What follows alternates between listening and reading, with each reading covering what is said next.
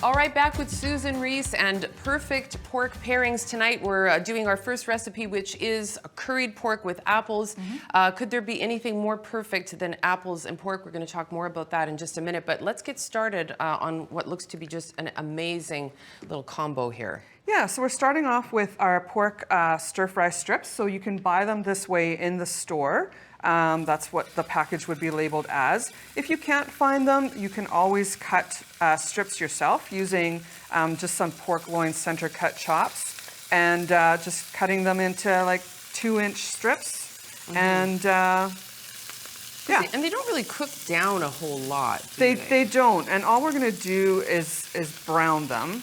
You're going to want to do this in batches, and they don't need to be cooked fully through either, because we're going to continue to cook them after with all of the other good stuff that's going to go in the pan. So we're really just browning them.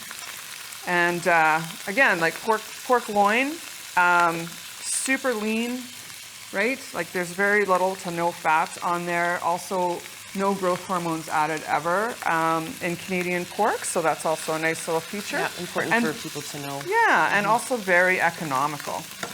Which is, I mean, it's always been relevant, but it doesn't it seem like these days it's even more relevant. And you really want to like stretch that grocery dollar, right? So Totally. That's what makes this a great dish too, is because it serves like 6 to 8 people. So.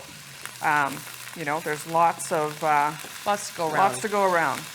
So as you can see, like these are already starting to brown. Yeah, does not take very long at all. Doesn't take very long. Yeah. And then we would basically just move them over to a plate and just set them aside. So I'm going to keep doing this just to get some more brown How on can here. I help you, Susan? What can I do? Help me just by keeping an eye on that, making sure that that doesn't... I'm on it. Yeah, and so, you know, pork, apples. We've got some very interesting spices as well with this recipe. I can't wait to talk a little bit more about that. That's coming in just a second here. The thing with the pork and the apples too is, you know, pork is such a mild meat that it really pairs well with just about anything. What right? is it about apples particularly, though? I don't know. I think it's just the sweetness, the acidity. It's just one of those classic pairings. Like it's a match made in heaven. It is. We're going to have more of that to share with you, also in our, recipe number 2. Okay, I'm going to remove these just because this is taking a little bit longer than. Sure.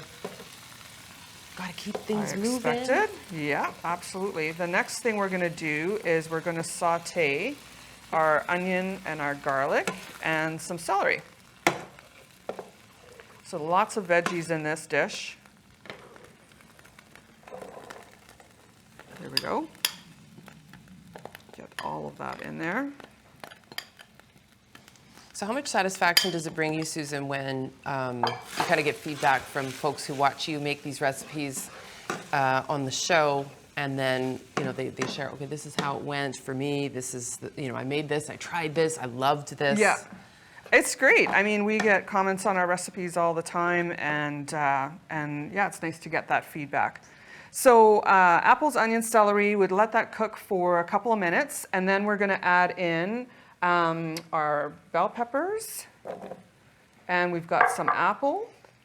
And you want to pick an apple that's not doesn't have a thick skin on it, right? Because thick skin tends to be waxy. Right.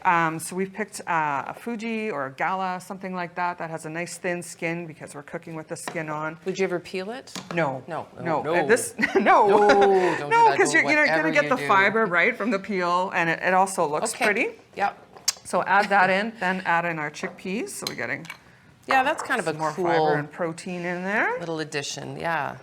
And then we would let that cook for another 3-4 minutes, just until the vegetables start to get soft, the apples get a little bit soft. And then we're going to add in some flour. So we're going to sprinkle our whole dish with flour. Thicken it up a little bit. And you don't want to just dump it all in one go.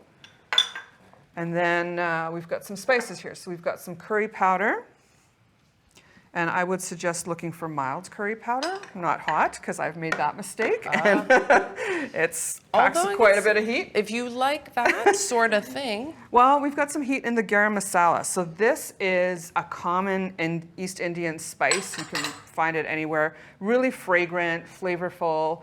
It's got a bit of heat from the pepper, but also has some floral notes in it as well. So really interesting flavor profile. Well, again, you know, any of these spices would taste awesome with pork, but then you've got the apples in there as well, and like that, you know what it is? It's a perfect pairing. Exactly. It's perfect pairings. Yeah. And then once so good. that's all mixed in, we want to add just a little bit of red pepper flakes as well. Little We're going bit. to add in some chicken broth. For somebody who's concerned about things being too hot, that seems pretty generous. Well, I with like the- spice, I do so too. you know you can control how much curry and how much garam masala you put in. And then this would simmer for about 6 to 7 minutes, and it would cook down just like what you've got there. Okay. That's what it's going to look like. Now I'm guessing we want to add some of this pork back Yes, in. and then you add your pork strips back in. Shall I? Using No. the tongs, because you don't want to add the juice so that it kind of Yeah, makes the you sauce just made it thin nice again. and thick. Exactly. As I go and dump all the juice in there. Well, you try your best, right? I sure do, Susan. And then you would serve this over rice, basmati rice, Yeah. and you can garnish with some slivered almonds, some cilantro, and even a dollop of yogurt if you want. That will help tone down some of that heat. It's kind of fantastic. Yeah, it's Interesting just, little I'll combo. let you do that. Okay. I'll keep watching this. Do you want me to pop these garnishes on there? or No, are we just would do gonna- that as you're as serving you're because serving it, everyone okay. likes different things, right? Right, So yeah. again, if if you like almonds, great. If you don't, then don't put it on. If you don't want the yogurt, that's fine too. Okay, I'm gonna have a little taste of this, but just want to encourage you to stick around because when we come back, we're doing our maple cider chops with apples here on Great Tastes of Manitoba. Don't go away. You're watching Great Tastes of Manitoba, brought to you in part by Manitoba's farmers and ranchers.